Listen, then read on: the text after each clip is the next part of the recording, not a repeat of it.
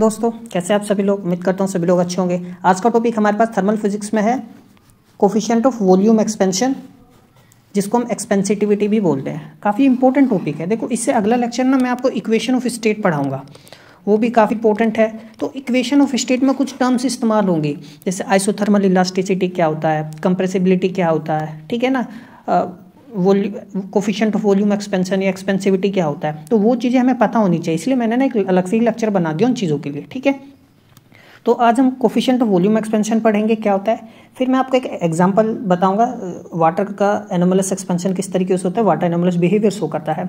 फिर हम प्रॉब्लम करेंगे जो बेसिकली कॉम्पिटिटिव एग्जाम्स में पूछा भी जाता है, ठीक है ना। आपसे पूछेगा कोफिशिएंट ऑफ वॉल्यूम एक्सपेंशन निकाल के दिखाओ, तो उसको कैसे निकालते हैं वो देखेंगे। हम आइडियल गैस के लिए निकालेंगे, वंडरवाल गैस के लिए निकालेंगे, जिसको हम रियल गैस भी बोलते हैं, ठीक है ना। तो दोनों केस हम करेंगे। उसके बाद हम निकालेंगे कंप्रेसिबिलिटी और बुल्क मॉडुलस क्या होता है। तो कंप्रेसिबिलिटी के बारे में हम पढ़ना है, आइसोथर्मल कंप्रेसिबिलिटी क्या होता है, एडियाबैटिक कंप्रेसिबिलिटी क्या होता है, बुल्क मॉडुलस क्या होता है, वो चीज़ें हमें पढ़नी है, ठीक है। उसके बाद फिर हम एक प्रॉब्लम देखेंगे कि किस तरीके से हम आइसोथर्मल कंप्रेसिबिलिटी निकाल सकते हैं, सेम आइडियल गैस के लिए और रियल गैस के लिए, या हमारे पास कोई भी इक्वेशन दे दे, इक्वेशन ऑफ स्टेट दे दे, हम उसका निकाल सके आसानी से, ठीक है। तो मैं थर्मल फिजिक्स में कोशिश करूंगा कि बीच में न्यूमेरिकल्स भी आपको कराऊं, ठीक है ना। हम सेपरेटली न्यूमेरिकल नहीं करेंगे, बल्कि इन डेप्थ न्यूमेरिकल करेंगे, हाँ, ताकि थ्योरी के साथ साथ, है ना, हम उसको कवर कर सके। समझ में आई चीज़ें।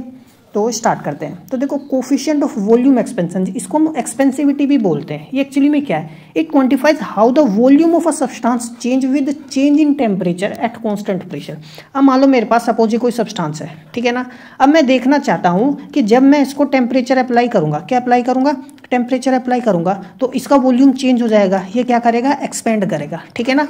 तो एट कॉन्स्टेंट प्रेशर, समझ में आया, at constant pressure how the volume of this substance will change by applying when we change the temperature। समझ में आया मैंने क्या कहा। तो वॉल्यूम ऑफ एक्सपेंशन एक्सपेंसिटिविटी क्या बताता है, मैं how the volume of substance change, ठीक है ना, when we apply the temperature at constant pressure. समझ में आया। तो इसको हम ऐसे समझ सकते हैं, मान लो मैंने सपोज मेरे पास कोई एक सब्सटेंस है ना, अभी इसका वॉल्यूम कितना है V, ठीक है, और टेम्परेचर कितना है T।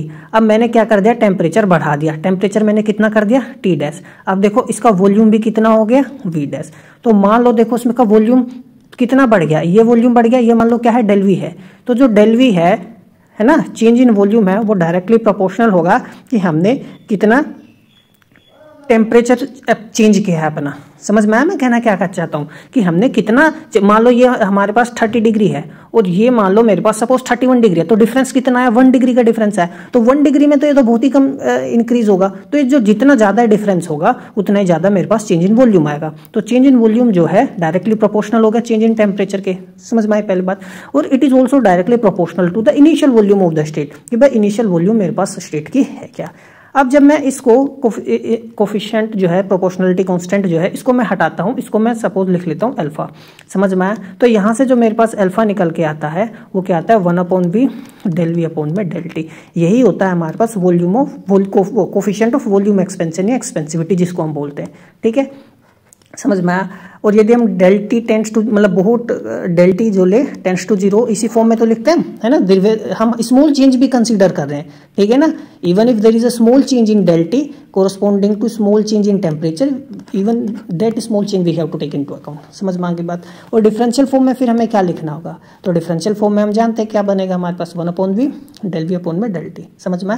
And this is how we write at constant pressure. हम इस तरीके से लिखते हैं कांस्टेंट प्रेशर। समझ में। अब मान लो मैं सपोज डेल X अपॉन में डेल Y लिख रहा हूँ, तो मुझे कांस्टेंट टेम्परेचर लिखना होगा तो ऐसे लिखूंगा, कांस्टेंट प्रेशर लिखना होगा तो ऐसे लिखूंगा। समझ में आया, ठीक है। ये चीज़ें हैं। तो ये बहुत इंपॉर्टेंट फॉर्मूला है, आपको याद होना चाहिए। बात करते हैं in terms of molar specific volume.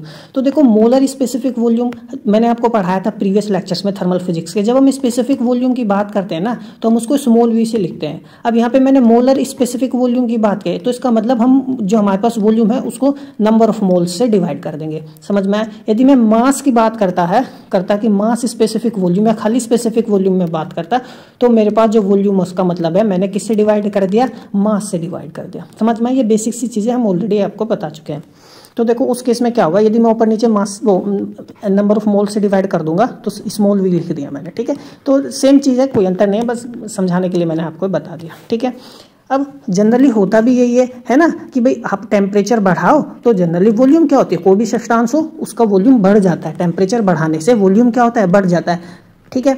लेकिन वाटर एक ऐसा केस होता है जिसको एनोमलियस बिहेवियर शो करता है। ये मैंने एग्जांपल के लिए आपको बताया, ठीक है, कि भाई आप ये सोचने लगो कि भाई हर सब्सटेंस जो है वो टेम्परेचर बढ़ाने पर वॉल्यूम बढ़ता ही है, लेकिन वाटर एनोमलस बिहेवियर शो करता है। तो एनोमलस बिहेवियर क्या शो करता है, देखो फॉर लिक्विड्स लाइक वाटर जो कोफिशिएंट होता है ना एक्सपेंशन, वो सिग्निफिकेंटली वेरी करता है टेम्परेचर के लिए। कैसे, देखो ध्यान से, जब 0 to 4 डिग्री सेल्सियस की बात आती है, यहाँ ध्यान से देखो, ये मेरे पास क्या है, ए पोर्शन में देखना है, तो वॉल्यूम ऑफ वाटर है। तो जब मैं 0 से 4 डिग्री सेल्सियस पर टेम्परेचर बढ़ाऊंगा ना, देखो टेम्परेचर क्या कर रहा हूँ मैं, इंक्रीज कर रहा हूँ, लेकिन वॉल्यूम क्या हो रहा है, डिक्रीज हो रहा है ना। ये क्या है, वॉल्यूम, ये क्या हो रहा है, डिक्रीज हो रहा है।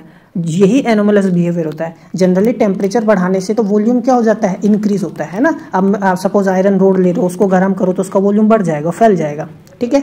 तो वॉल्यूम डिक्रीजेस है ना, इसका मतलब देखो क्या है, यहाँ पे जब वॉल्यूम कम हो रहा है टेम्परेचर बढ़ाने से, इसका मतलब ये नेगेटिव आएगा, है ना भाई, ये डिफरेंशियल नेगेटिव आएगा ना, ये इंक्रीज हो रहा है और ये क्या हो रहा है, डिक्रीज हो रहा है, तो इसका वैल्यू क्या आएगा, नेगेटिव आएगा, ठीक है। तो मेरे पास जो वॉल्यूम ऑफ एक्सपेंशन कोफिशिएंट होगा, इसका वैल्यू क्या आएगा, नेगेटिव, विच इज अनयूजुअल, है ना, विच इज एनोमलस, है ना, ठीक है। और यही एनोमलस बिहेवियर शो करता है। तो कभी 0 to 4 डिग्री सेल्सियस, और ये काफी इंपॉर्टेंट है, पता नहीं एग्जाम में कितनी बार पूछा गया है। तो एनोमलस बिहेवियर कब शो करता है, जब 0 से 4 डिग्री सेल्सियस के बीच में हो।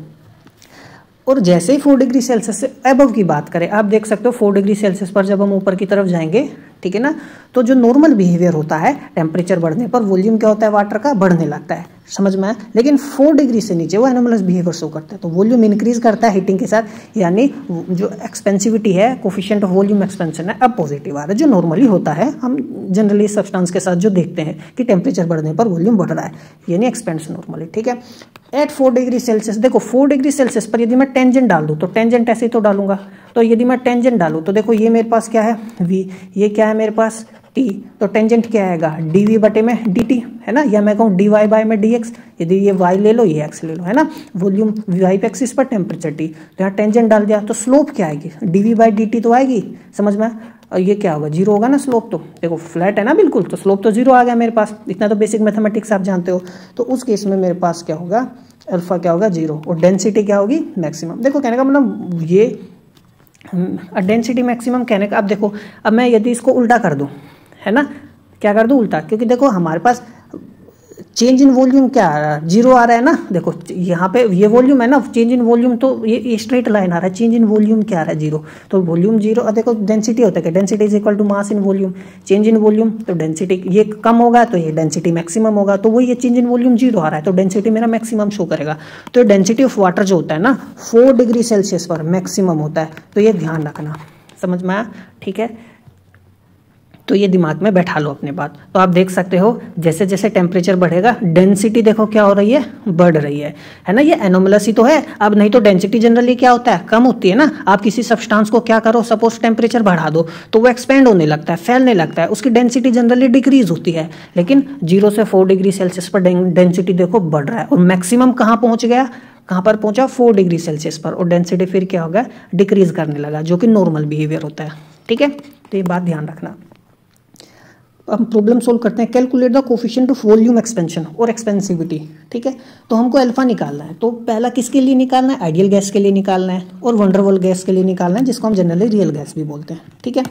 तो देखो हम जानते हैं आइडियल गैस जो होता है उसके लिए जो इक्वेशन ऑफ स्टेट होती है ना, ठीक है, इक्वेशन ऑफ स्टेट में आपको पढ़ाऊंगा, मतलब वही जो कोई भी सब्सटेंस उसकी फिजिकल कंडीशन हमें बता रहा है ना, कोई भी स्टेट हो उसकी इक्वेशन क्या होगी, जो उसकी इन्फॉर्मेशन हमें देगी।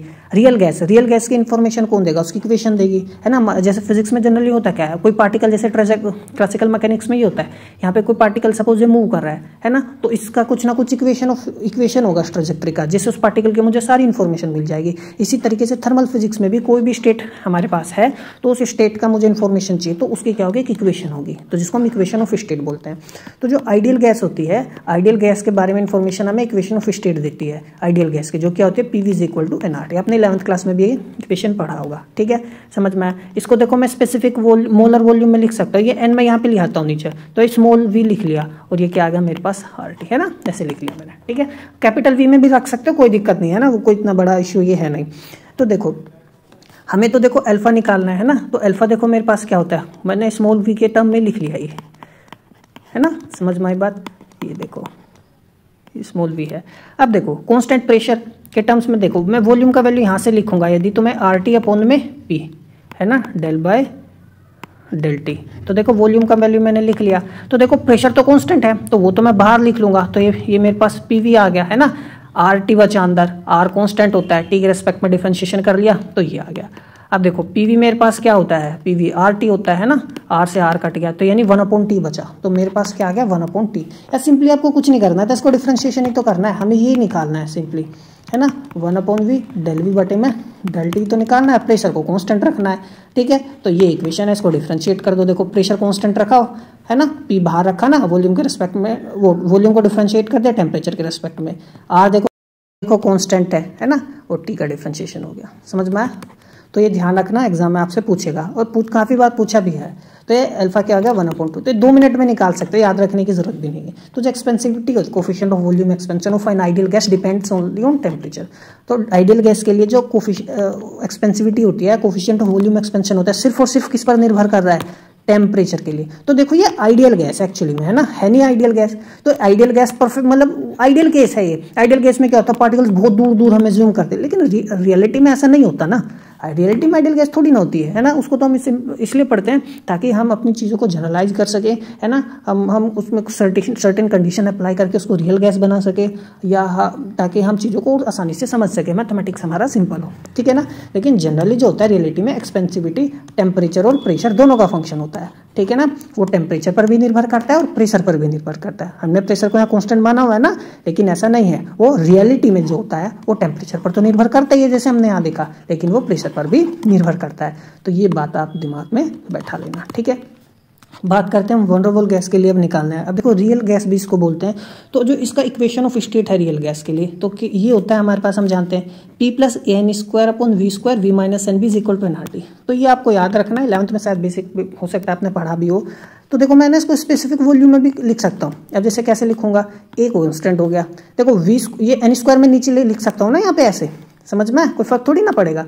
तो ये में स्मॉल v आ जाएगा V², है ना, समझ में आया बात। अब देखो n से मैं ये n नीचे ले आऊँगा डिवाइड करके, तो ये मेरे पास क्या बचेगा, यही तो बचेगा, ठीक है। तो आप ऐसे लिख सकते हो, मतलब n नहीं, n रहा नहीं, मैंने ना इक्वेशन से नंबर ऑफ मोल्स हटा दिया, या आप नंबर ऑफ मोल्स को 1 भी मान सकते थे, ठीक है ना, कोई दिक्कत नहीं है। तो अब आप पर निर्भर करता है आप इक्वेशन को किस तरीके से सिंप्लीफाई करके सोल्व करना चाहते हो। मैंने सिंपली n रखा है, ठीक है ना, बाद में n को हम हटा देते हैं, लेकिन मैंने इनिशियली अब रखा है। अब देखो हमको निकालना क्या, हमको निकालना alpha is equal to 1/V del V by में del T at constant pressure, ये निकालना है। तो मुझे चाहिए क्या, तो मुझे वॉल्यूम को डिफरेंशिएट करना है टेम्परेचर के रेस्पेक्ट में एट कांस्टेंट प्रेशर। तो देखो मैं ये करता हूँ, पार्शियल डेरिवेटिव लिया मैंने इसका, है ना, with respect to temperature, temperature के रेस्पेक्ट में पार्शियल डेरिवेटिव लेंगे एट कांस्टेंट प्रेशर। तो क्या होगा, देखो इस पूरी का डिफरेंशिएट कर दिया मैंने टाइम के रेस्पेक्ट, सॉरी टेम्परेचर के रेस्पेक्ट में, देखो ये रहा टेम्परेचर के रेस्पेक्ट में डिफरेंशिएशन कर दिया, प्रेशर कांस्टेंट रखना nRT। देखो समझ में आया, ये स्टेप तो काफी सिंपल है, मैंने एज इट इज रखा। अब देखो क्या कर दिया, ये वाली टर्म बाहर रखी, है ना, इसको पहले एज इट इज मान लिया। मैं अब इसका डिफरेंशिएशन करना चाहता हूँ, 2 टर्म है ना, एक ये है एक, तो इसको मैंने बाहर रखा, देखो ये बाहर रख दिया, ठीक है ना।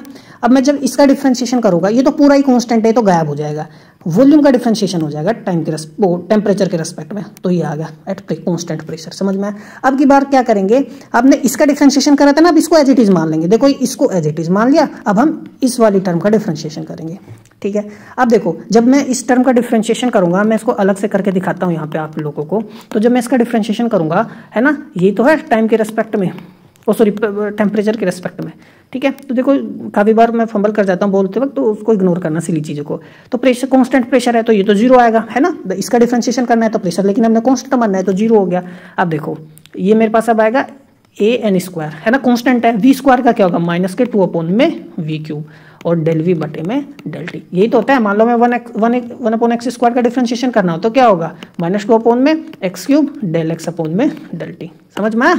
ठीक है, तो देखो ये मैंने डिफ्रेंशिएशन कर दिया एट कांस्टेंट प्रेशर। अब इसका करेंगे, देखो एनआर कांस्टेंट बाहर रख लिया, टेम्परेचर के रेस्पेक्ट में डिफ्रेंशिएशन कर दिया, ये आ गया। ठीक है, बहुत ज़्यादा सिंपल है। अब देखो हम फैक्टर करेंगे, फैक्टर ले लो बाहर, del V by del T, partial derivative है ना, इसको बाहर ले लो। देखो ये टर्म पूरी बाहर ली, यहाँ भी है और ये टर्म यहाँ भी है, बाहर ले लेंगे। तो देखो बाहर ले ली, ये टर्म एज इट इज बची, ठीक है ना। और ये देखो v माइनस एन बी और -2an स्क्वायर अपॉन में वी क्यू भी आ गया is equal to N are.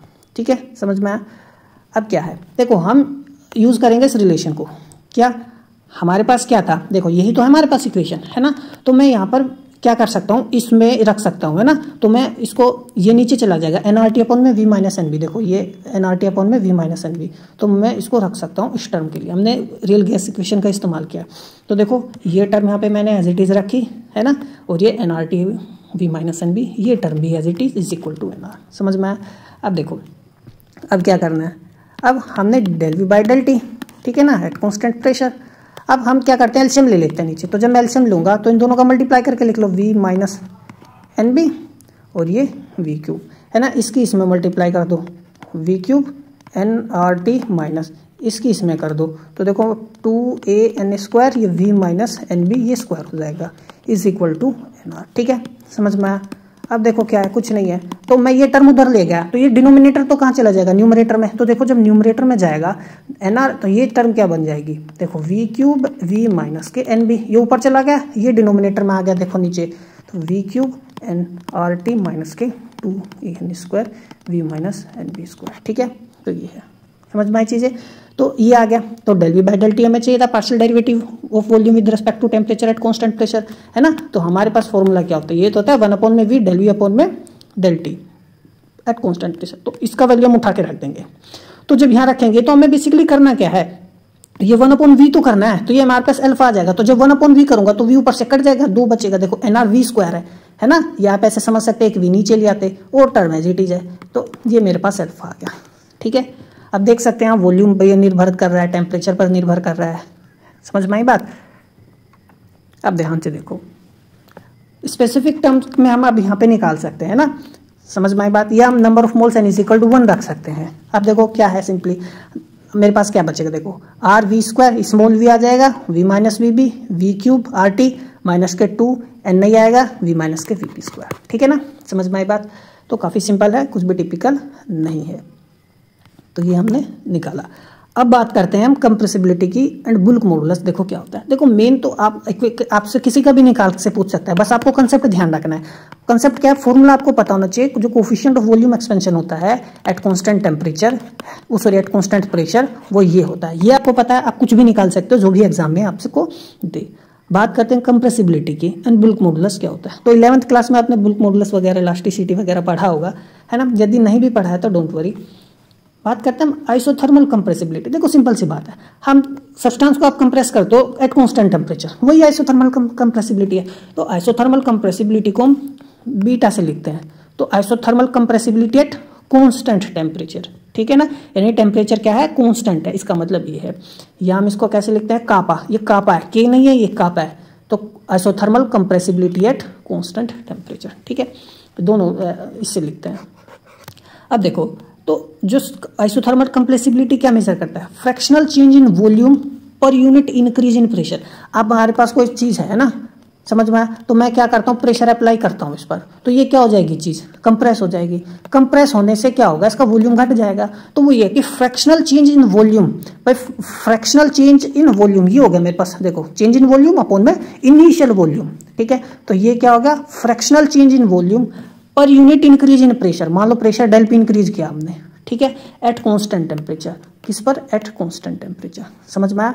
तो इसी को बोलते हैं। ध्यान से देखो फिर से, आइसोथर्मल कंप्रेसिबिलिटी क्या है, कंप्रेस ही तो करना है, तो क्या चेंज होगा, चेंज होगा वॉल्यूम में। तो fractional change in volume per unit increase in pressure. Pressure apply करेंगे, बढ़ाएंगे तभी तो कंप्रेस होंगी चीजें। तो क्या है डेफिनेशन आइसोथर्मल कंप्रेसिबिलिटी की, fractional change in volume per unit increase in pressure at constant temperature. Temperature हम कांस्टेंट रखेंगे, ठीक है।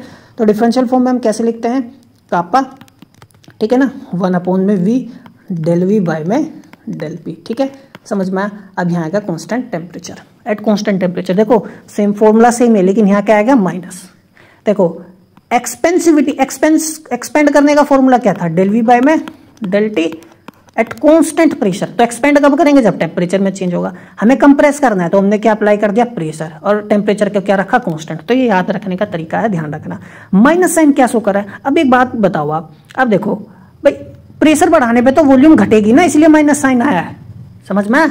तो माइनस साइन हमने ऑलरेडी बाहर लगा दिया, तो ये तो माइनस आएगा, इसलिए ताकि कापा की वैल्यू पॉजिटिव हो आए। तो नेगेटिव साइन ये तो शो कर रहा है कि केडी पॉजिटिव आएगा। क्यों, क्योंकि ये नेगेटिव है ना भाई, हम प्रेशर अप्लाई करेंगे तो वॉल्यूम तो घटती है, ठीक है ना, इसलिए नेगेटिव साइन पहले से हमने लगा दिया ताकि हमारा कापा की वैल्यू पॉजिटिव आए, ठीक है। तो increase in pressure typically cause decrease in volume, ठीक है ना, समझ में।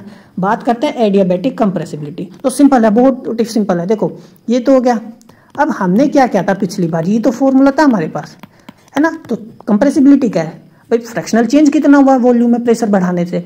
यहाँ कांस्टेंट टेम्परेचर था, और यदि क्या हो जाए एडियाबैटिक हो, कांस्टेंट टेम्परेचर नहीं है, अब टेम्परेचर कांस्टेंट नहीं है, एडियाबैटिक कंप्रेसिबिलिटी। तो एडियाबैटिक कंप्रेसिबिलिटी कहने का मतलब क्या होता है, देखो एडियाबैटिक में क्या होता है कि देखो आइसोथर्मल जब हम कहते हैं तो टेम्परेचर कांस्टेंट है, एडियाबैटिक में जब हम कहते हैं तो हमारे पास जो एंट्रोपी होता है ना, एंट्रोपी हमें आगे आपको पढ़ाऊंगा, जिसको हम एस से डिनोट करते हैं, वो कांस्टेंट रहती है।